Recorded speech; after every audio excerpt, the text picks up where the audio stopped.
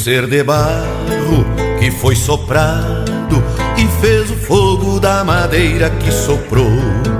Tem um perfume de rosa e gado em cada quadra de cantiga que cantou.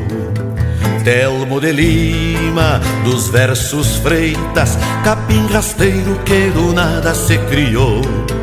Por missioneiro ganhou o mundo e por poeta e cantador nos encantou. Em cada verso, copla ou cantiga, acende a chama em cada um que lhe escutar. E inaugura um tempo novo, fogão que nunca em tempo algum vai se apagar. E inaugura um tempo novo, fogão que nunca em tempo algum vai se apagar.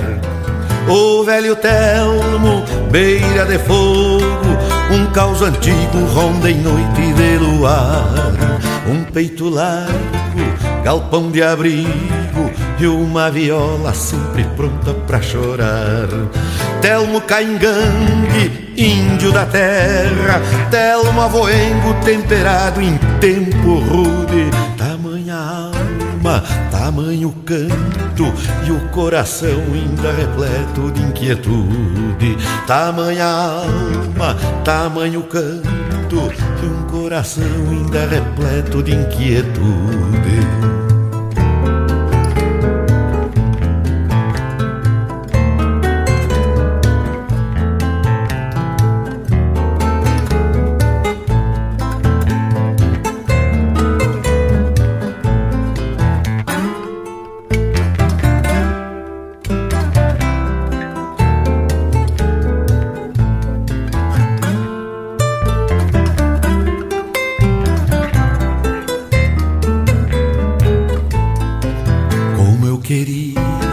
Meu menestrel, a maestria com que tranças as canções, alma guasqueira que tu desquinas, tento por tento da longa das emoções.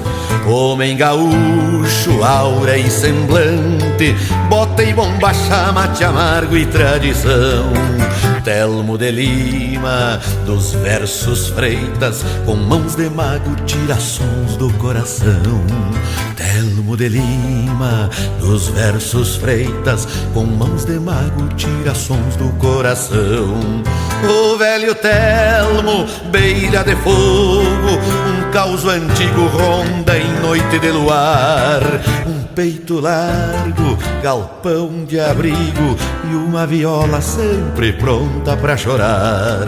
Telmo caingangue, índio da terra, Telmo avoengo temperado em tempo rude. Tamanha alma, tamanho canto e um coração ainda repleto de inquietude. Tamanha alma, tamanho canto e um coração ainda repleto de inquietude. E um coração ainda repleto de inquietude.